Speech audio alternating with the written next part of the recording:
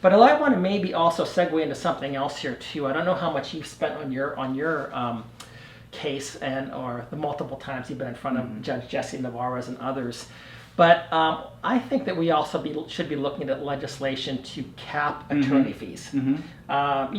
Because attorneys that charge $350, $450, $550, $800 an hour and more, and especially our favorite law firm in Coots Fuller. Are we allowed to say that? Absolutely, we are.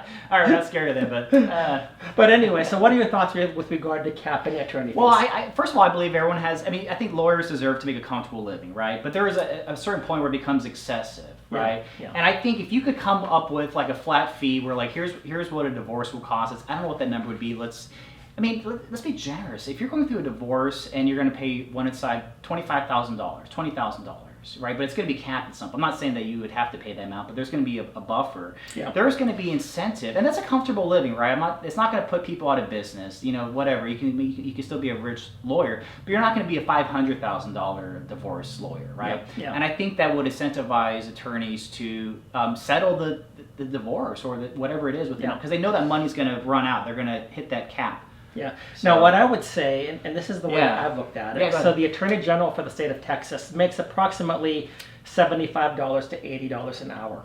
Okay. Assuming a 40-hour work week. And I'm assuming he's working a lot more than a 40-hour work week. The governor, the same thing. So why is it, I mean, when you have some attorneys that make 10 times that amount, billable hour, yeah. And I think that, there should be a couple of ways. Number one, you should cap it maybe, okay, we'll say double what the governor makes. Still very generous. It's very generous. You got to pay their law school loans. Right. Well, but the thing is, when these attorneys do this as well, when they ask for the attorney fees, they're also including overhead for their office. They're including equipment purchases. They're including a lot of things. So Taryn Champagne actually took an attorney, questioned her with regard to the attorney fees, and boy, she got smoked. Because when you look at the attorney fees itself, what are the attorney's actual rate? If you look at, say, the Dallas-Fort Worth area, I believe the median wage for an attorney in this area is somewhere between $65 and $75 an hour. You'll have to correct me on that. But so why do family court attorneys? Oh, that's funny, because I'm so aware of the family court stuff. I just assume that every attorney makes $300 an hour. Well, I mean, there are some that do make a lot more, but that's on the high end. This comes from the data of Labor Bureau statistics. Yeah. So this is a government resource telling us this is what they're making. This is the median, and then have a range and stuff like that. Prosecutors in turn kind of make about 60. They start at like upper 60s. I mean, it's not super lucrative. But right. Yeah. But and I had one attorney that told me this. He went through a divorce, and he had.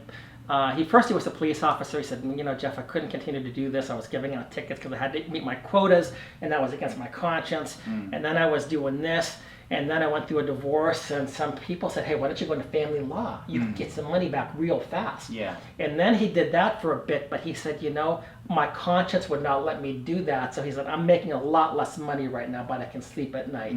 But it's an open secret among attorneys that you can make a lot of money for very little work.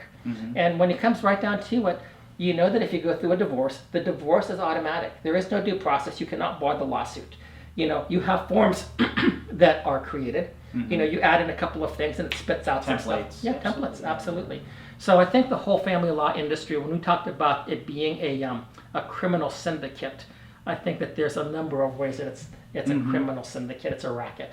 But anyway, my question was about capping attorney fees, and even when it comes down to maybe so much per hour and so much after $5,000, $10,000, that's it. Yeah, it's capped off, but you still have to finish, represent your client, get that thing. You have to finish representing your client, because these attorneys have done a lot of stuff where they bill and bill and bill, and then it comes down to final trial, and the attorney said, you've got to settle up your bill before I will represent you. They can't do it, and the attorney says, well, I can't represent you. It's a hoax, it's a scam all the way through. Anyway, I don't know if No, good point. Have you ever investigated that part of it as well? I guess right now I'm just focused on judges and oaths of office. Yeah. But there's everywhere you look in the family court system, you're gonna find something that's nefarious.